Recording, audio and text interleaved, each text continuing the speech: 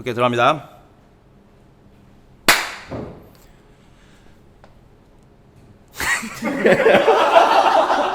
나 이거 왜 긴장하지? 왜 이러지? 왜냐면 치킨이 한 덩어리밖에 없어가지고 너무 새끼가 치킨. This guy only bought one chicken breast. If I f this up, we have to go back. We can't. Hello guys, this is Sam from Zero Guilt Kitchen. So this is my second video for helping you guys out there on the nutrition plan on a diet. And this time we are going to go with the famous chicken breast. So chicken breast is very intimidating, especially for those of you who haven't really done a nutrition plan and not used to eating food that is relatively tasteless or dry. The texture can get really tough. Obviously, as a personal trainer in the nutrition plan that I give my clients, there is more protein sources than just chicken breast. But the reason that we all use chicken breast as one of the main sources of protein is because it's so lean. So you don't have to worry about fat content, and also really cost effective. By cost effective, I mean per kilo in most countries.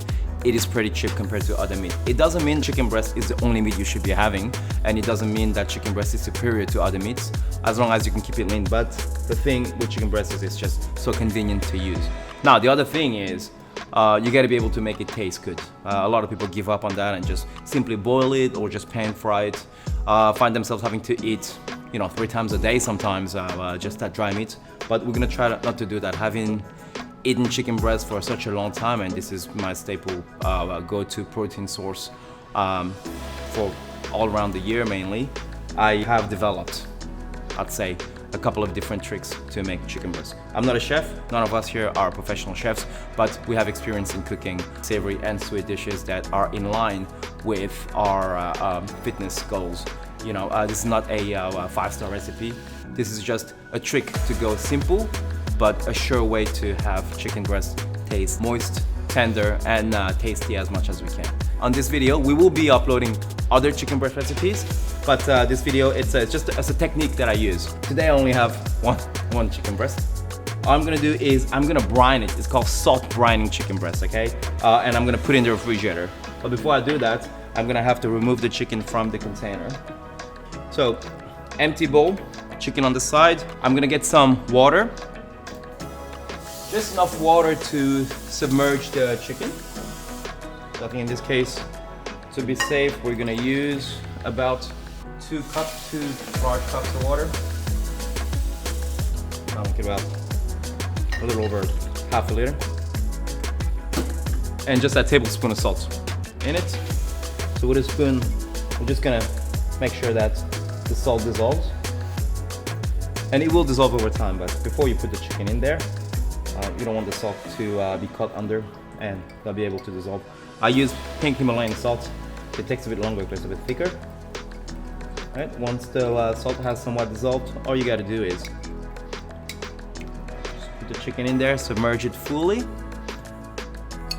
and take it to the refrigerator for about 2 hours. I think for me, 2 hours is the sweet spot.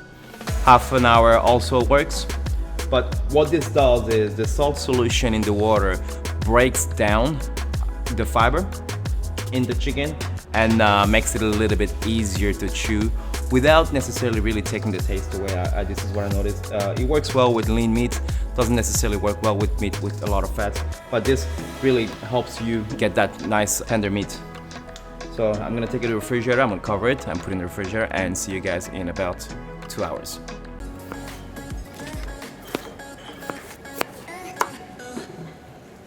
It's been 2 hours now. What I have here is the chicken in the salt brine, been sitting there in the refrigerator for 2 hours. So I'm just gonna take it out and we're just gonna lightly wash it. So just put on the running water, lightly wash it off. Just dry that chicken. Okay, a lot of people think that brining the chicken in that much salt will make the chicken meat salty. I've tried it a few times.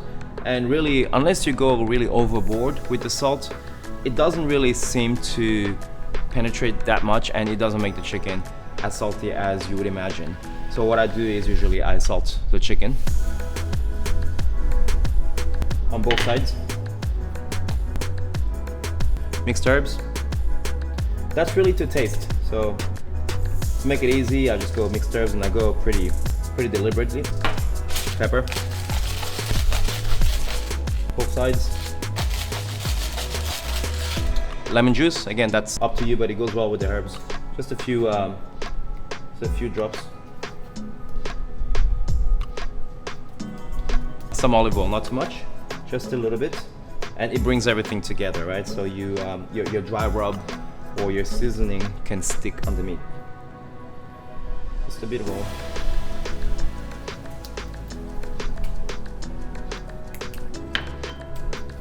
Now chicken's ready. There are different ways to taste, you know, really depending on what kind of herbs you like, what kind of dry seasoning you like. You can add on to it. I use quite a bit of chili, sometimes smoked paprika, but that's really up to you. As long as you don't add a lot of artificial seasoning, it will actually benefit the taste, both the taste and the health factor. Different herbs do different things. Using more herbs and ingredients such as garlic and so on will really benefit you in the long run. Chicken's ready here, all marinated. You do that in batches. We just have one piece here today. Put it on the tray. In the oven. So I've preset the oven at 160 degrees Celsius. If you want to cook it a bit quicker, you can put it at 180. It's a bit low, 160, but I take a bit more time cooking it. Once the chicken comes out of the oven, it will continue cooking during the resting time. So that's what I do. On the bake setting for about 12 to 14 minutes. So let's give it a go and put it in the oven.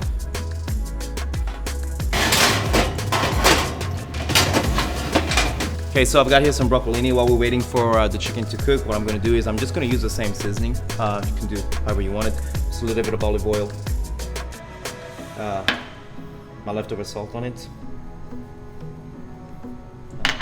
The herbs.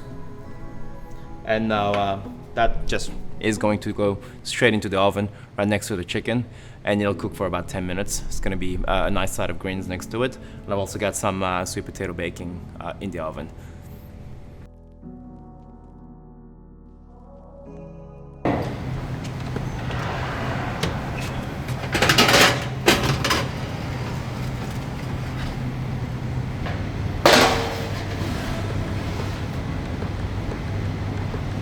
Okay guys, so the chicken is out now. It's been in the oven for about 14 minutes. Chicken's there, it's been resting for about 4 or 5 minutes already. We got the broccolini, put that on the sides. This looks rustic. And then the sweet potato. I'm gonna cut the chicken just to show you that it's really moist, and you'll be able to, hopefully the camera can catch it.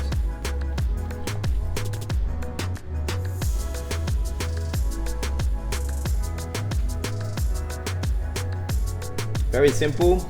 We did let the chicken rest for about 4 or 5 minutes so that the juice is kind of there all over the place when it's under the heat, but it kind of comes together, and when you cut it, it doesn't explode. And you see when you cut your steak or your chicken, sometimes when you cut it too quickly, you get all that blood or juice coming out. That's exactly what happens, and then it'll get dry. It doesn't matter if you wet brine it or not. As simple as this is my go-to chicken breast recipe to make sure that I can minimize the risk of making the meat dry. That's it guys, Zero Guilt Kitchen, Sam.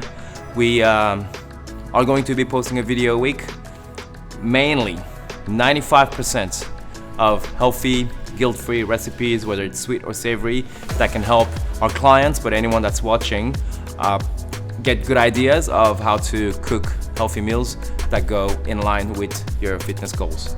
But once in a while, we have talks in plan of going a bit crazy and cooking something super guilty, a cheat meal video once in a while.